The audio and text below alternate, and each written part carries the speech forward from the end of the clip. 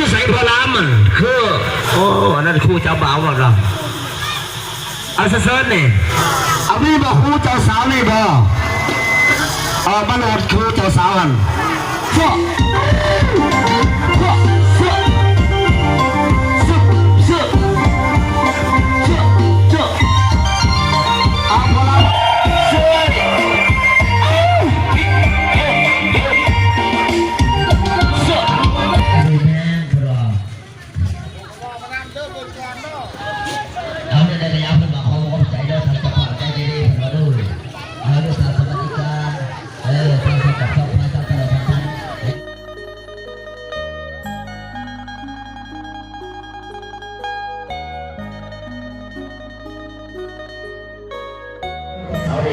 เอาสบายดีทุกคนสบายดีงามตอนเศร้าทุกคนเลยนะ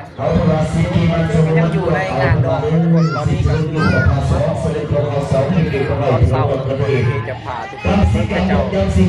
อนน้ำพุในยามตอนเศร้า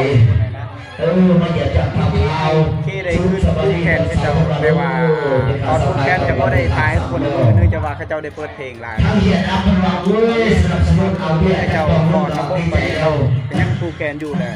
เจ้าจากเตรียมตีฟอนไปส่งนางเลยไม่เกจะให้ทุกคนได้เบิ่งยาวๆเลยทุกคนเลยว่าเจ้าเป็นโคโซกกำลังประกาศ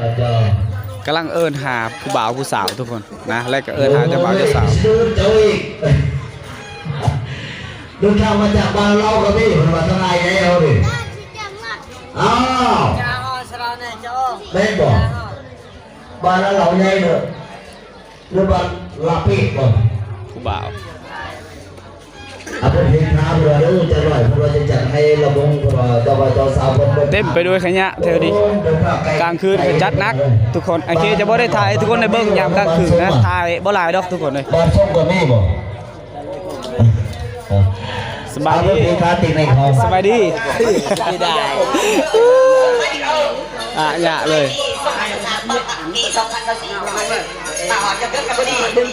สบายดีเบียร์ก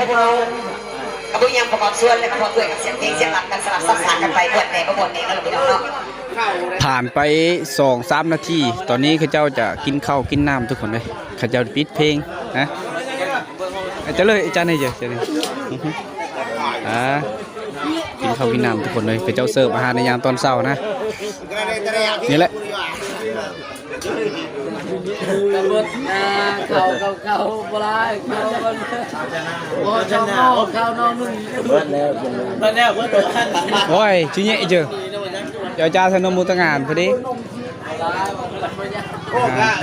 อาหารตอนเช้าก็คือเจ้าได้ต้มแกงเอานี่แหละนี่บัดเจอดอกมาแล้วดอกนี่เข้าข้างในเขาเจ้ามาเสิร์ฟเบียร์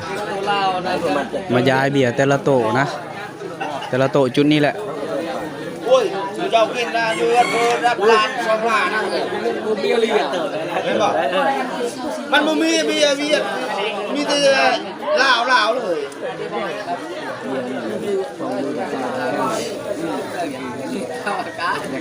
ยังคอยออกซื้อตามลำหลาเมื่อบานลำหลาเมื่อบานด้วยเอาพิจารณาทางจับภาพใหญ่ใจดีส่งกับส่งพายเนาะถ้าตลอดส่งสันนี่ถ้าก็ส่งมาใหญ่กับเพิ่นว่าขออภัยน้ำลายเพิ่นว่าเด้อเวลาเพิ่นว่าไปยาหอด8 โมงความ9 โมงแล้วเนาะเมาบ่ขอบคุณทุกทีโอ้ย9 โมงจับเลยเจ้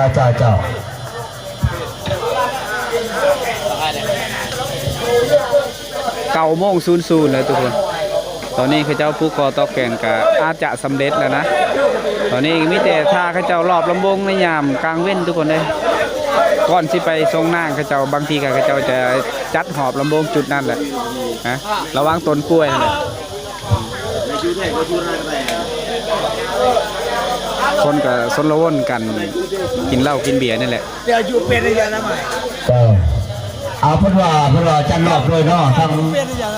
เจ้าบ่าวเจ้าสาวเพิ่นว่ารอบเพิ่นก็เลิกรอบพิเศษเพิ่นว่ารอบสุดท้ายเอาซะๆนี่ทั้งพอลามเอ้ยพร้อมเลยพอลามรอบแล้วกันเลยเพิ่นว่าเด้อพอลามแม่งหลายกว่าเจ้าบ่าวเพิ่นว่าเงินโอ้ยขอแค่นะจัดสายนะ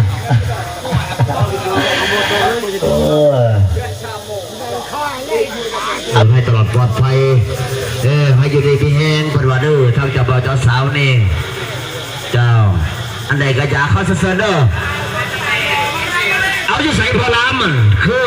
บ่หลงลำน้าเลยบ่โอ้ยพอลาวเลยโอ้นั่นคู่เจ้าบ่าวหมดแล้วเอาเสนนี่เสนอ ในที่สุดเจ้าสาวก็ลงมาแล้วทุกคนเขาเจ้าจะจัดรอบระบงสามัคคีในยามกลางเว้นทุกคนเลยมา เอาแม่คนสวรรค์ไปเอาบ่ดำ โอเคจะให้ทุกคนได้เบิ้งแบบ เอาเส้นรอบระบบคนว่าเด้อรอบพุทธบริษัทคนว่าเจ้าบ่าวเจ้าสาวนี่ ยาวๆเลย รอบพิเศษคนว่าสดท้ายขายสุดสละสดมาดีเด้ออีหลาเอ้ยเอาสั้นๆเจ้าบ่าวเจ้าสาวนี่นางเคียงข้างตู้นี่เด้อเอาสละสดเล่นมาดีนะมื่อหน้าก็ไม่สดแล้วเจ้า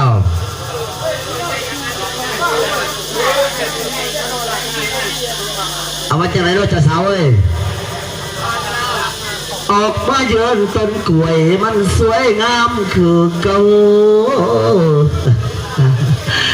เจ้าเอาเส้นๆจะเบาดิเดินทางมาจากบ้านสงนี่เส้นๆขาดเลยเอาพอลามนี่ออกมาโลดเลยพอลามนี่เอาพี่บอกคู่เจ้าสาวนี่บอกคู่เจ้าสาวบอกมาแล้วเด้อแล้วก็คู่เจ้าบ่าวนี่ออกมาหมดเลยพอในบ้านพอในเสือนี่เอาซอเพลงสอนเลยเจ้าออกมาโหลดคู่เจ้าสาวกัน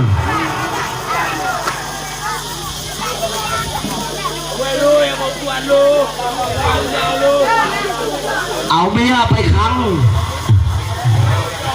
สลดไหมเนาะเอาตั้งไว้บอกเอาเสื้อเลยเปิดเลยเสื้อ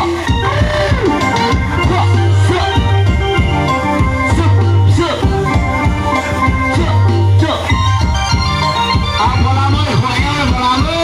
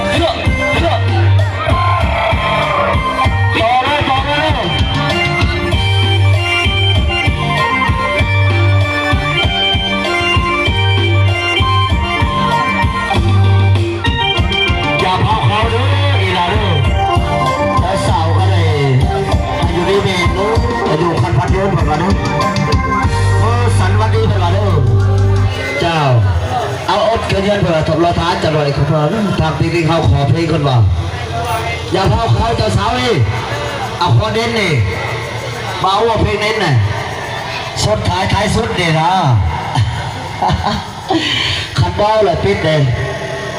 เอาเพลงธรรมดาเด้อ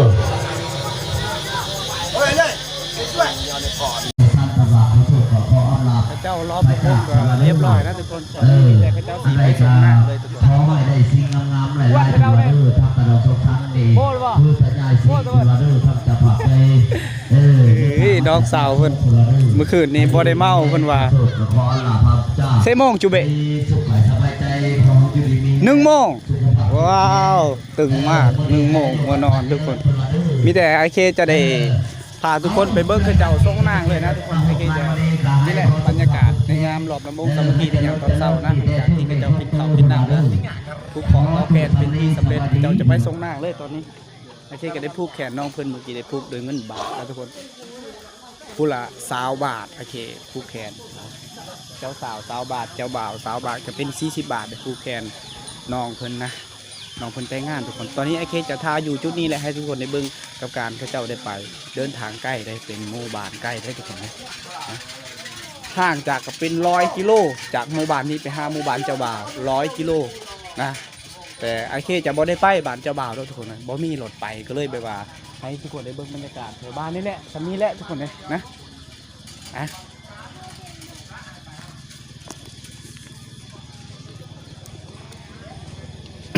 มองเก่ามองเดิมนะเป็นหมู่บ้านเดิมๆทุกคนเอ้ย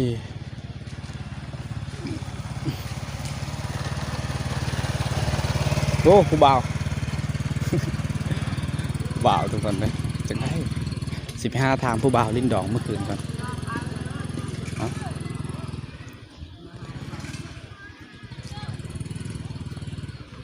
โอ้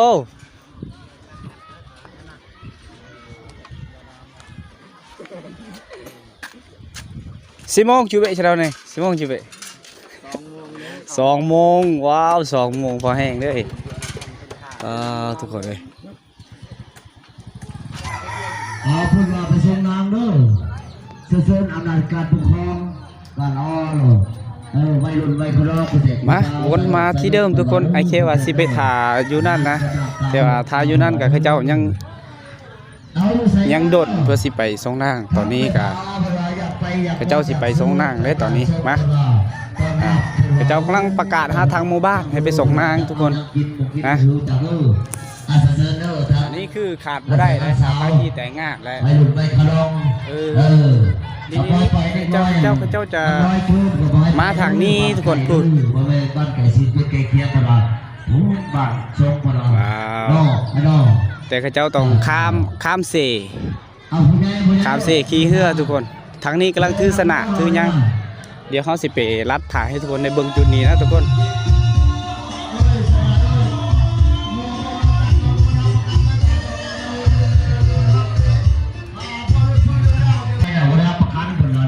เขาเจ้ามาตอนอันนี้นะพอรามนะเขาเจ้าบ่ฮู้จักทางลงเซ่ทุกคน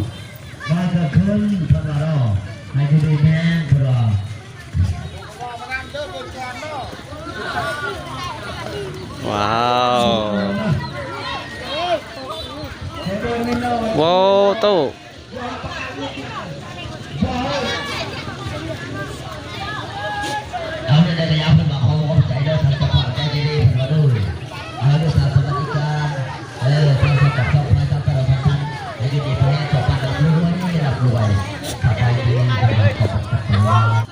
ถ้าว่าบ้านใกล้ๆกันไอเคกะสิไปนะคนแต่ว่าตอนนี้นะหมู่บ้านเขาเจ้าว่า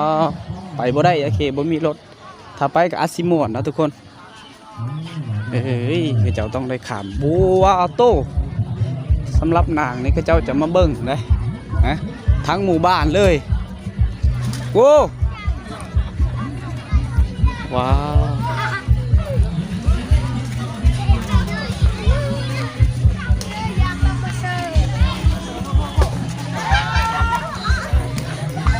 วางร้านพอกมากหมดมาตู้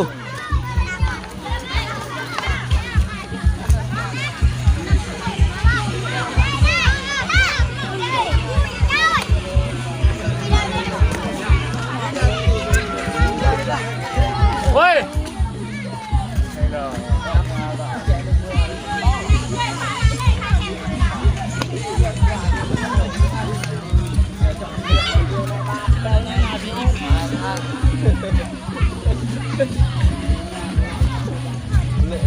มาเจอน้องไก่ปลาเมื่อกี้เราบอกเลยไปยืมไว้เซเว่นเนี่ยมันเลยฟิลไม่แม่บอกเปาช่วยดิเปาเปาช่วยดิ ว้าโตโอเคสีนั่งอยู่จุดนี้ทุกคนเลยเบิ่งเขาเจ้าย่างแล้วเขาเจ้าข้ามเหือข้ามย่างนั่นแหละเหือตัวนั้นแหละเขาเจ้าสิกลับข้ามไปของพุ่นโอ้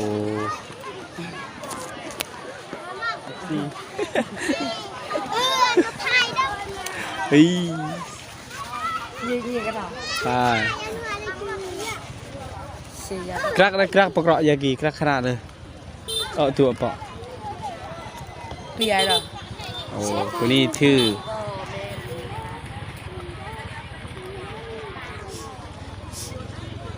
เลือดเด็กไว้ตัวนี้แซงมา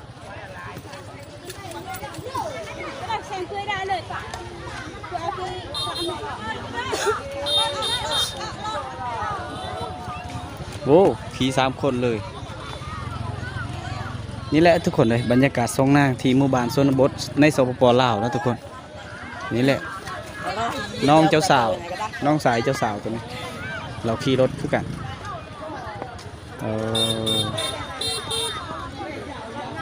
ใส่ไปเลยโน่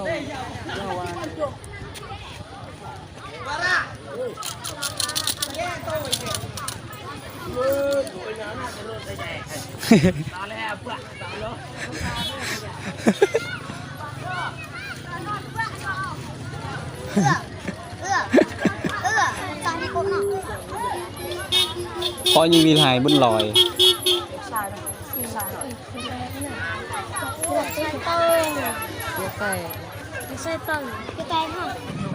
ผู้ถือมองกับถือมองทุกคนเลย ไปส่งนางกับเจ้านี่ถือมองว้าวคนเต็มทั้งพุ่นก็เต็มทั้งนี้ก็เต็มเจ้าเบิงนะแต่ว่าเขาเจ้าบ่ได้ไปเลยทั้งหมู่บ้านถ้าไปเบิดหมู่บ้านจะบ่มีรถขี่ทุกคนเอ้ยไปบ่เห่าไปบ่บ่ฟ้าละให้เหรอโอ้ยไกลเกินบ่ไปบ่ได้เนาะบ่ไปไกลๆนี่เราไปก็ได้รถเต็มกันไปบ่ได้ทุกคนเลยไกลเติบ100 ปลายกิโลเมตรถ้าว่าประมาณ4-50กับเฮา4ไปได้อยู่ทุกคนแต่ว่านี่ไกลเกินเอาผัวไกลเกินตอนนี้กับเจ้าสาวเมื่อเฮือนผัวทุกคนเจ้านี่ไปเบิดแหละนี่ก็แมนเบิดไปเบิดAnh yêu qua cái keo đó có tục cái này tròn này mới nói thật cái này thì cô nó hay dẹp chỗ nào hoa bản dẹp có ai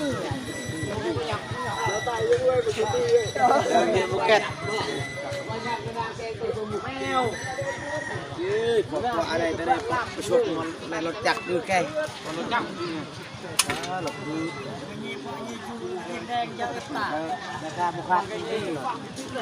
นี่ป้าเมื่อกี้ที่แก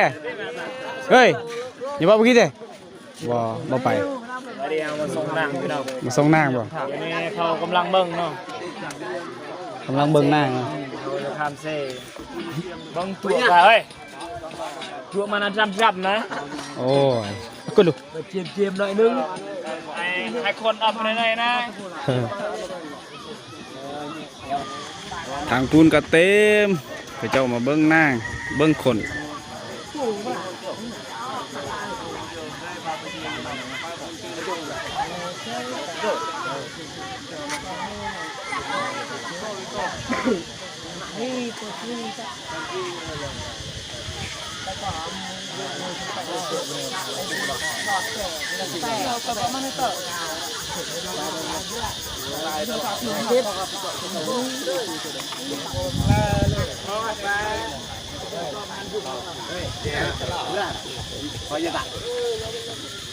ไปเจออยากแ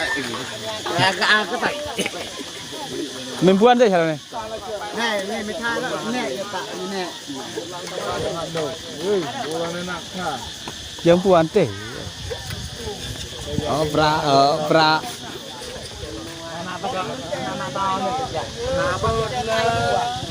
ด้วยจามเป็นมือนี่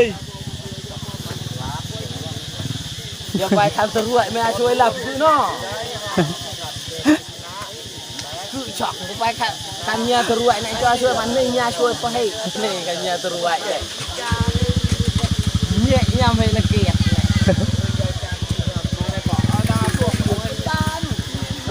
เบิ้ลรถอ๋อเปาะรักเปาะ ตายในกองการเต่า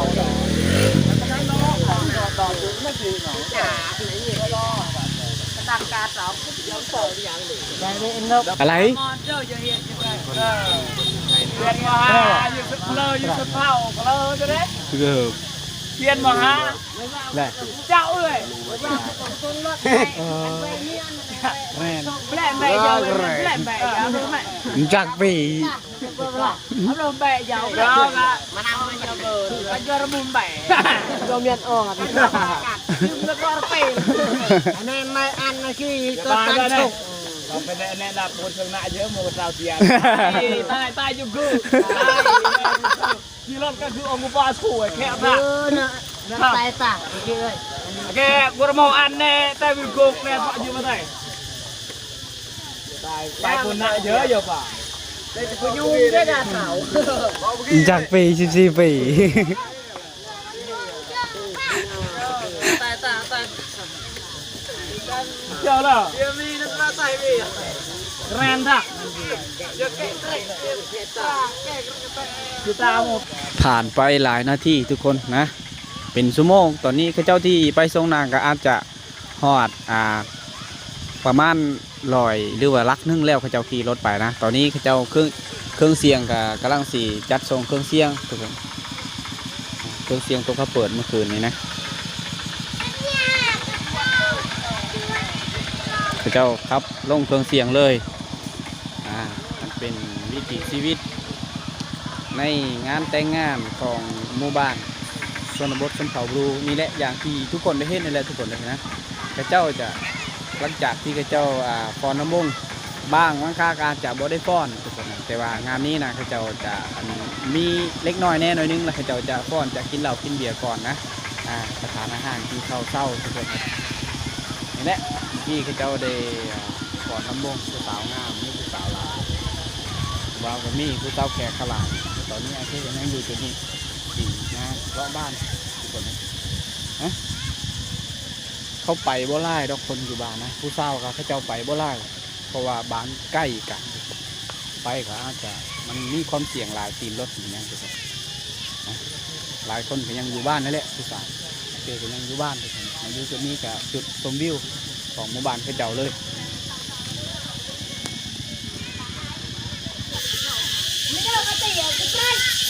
อย่าตัวบ่ช่วยเน้นอย่าตัวบ่ช่วยป่ะอย่าตัวบ่ช่วยป่ะให้ป่ะอันนี้ไม่ตัวบ่ช่วยกินอะไรกันเลยตูดจะไม่อย่างแต่ปลื้มเลยเงาจีนเดี๋ยวจ้า จะไม่ยังกินบุหรี่ ไปเลยธรรมดาก็ขนาด ลาเสร็จไปจะไม่ยังกินบุหรี่ ผมไม่ชอบตัวบ่ช่วย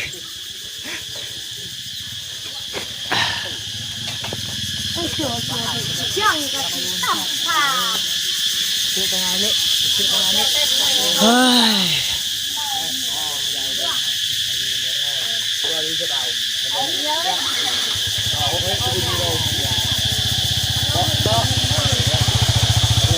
ขอไปช่วยป่ะโอ้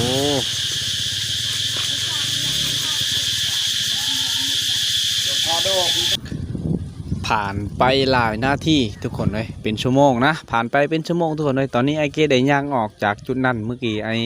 เคได้นั่งฟังกระเจ้าเบ้าผืนจุดนั้นนะและก็ถามน้องๆเพื่อนว่าสิไปบ่ได้ไปส่งนางบ่นะถามประมาณนั้นแหละน้องเพื่อนว่าบ่ได้ไปทุกคนนะตอนนี้ไอเคก็จะให้ทุกคนได้เห็นบรรยากาศกับการส่งนางอย่างที่ทุกคนได้เห็นนะได้ทุกคนนะบ่เว้าลายทุกคนเลยเว้าซ้ำนี้นะเว้าลายไอเคก็จะบ่เป็นเว้านะเว้าบ่ค่อยเก่งปานใดภาษาลาวก็เลยเว้าแบบซ้ำนี้แหละมีแต่ให้ทุกคนได้เห็นคนหลายอยู่นะแต่ว่าข้าเจ้าไปส่งนางนะ2 คันรถใหญ่หรือว่า2 คันรถอีบิโลแหละทุกคนข้าเจ้าบ่ได้ไปหลายตอนนี้ก็ยังอยู่มองเก่ามองเดิมนี่แหละเดี๋ยวไอ้เคกะสิครับเมื่อบ้านนะหรือว่าเดินทางไปอีกหมู่บ้านหนึงต่ออีกทุกคนมองไอ้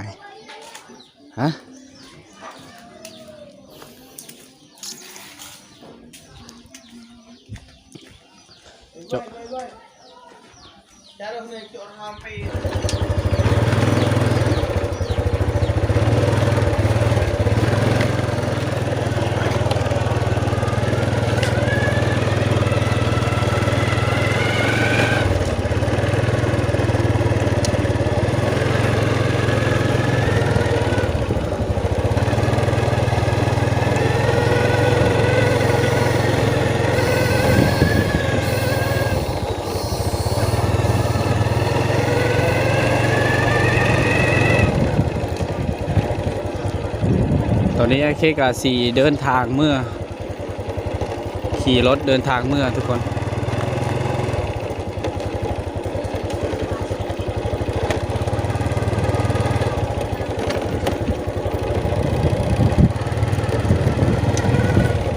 เมื่อทางนี้ก็ได้นะหมู่บ้านไอ้เค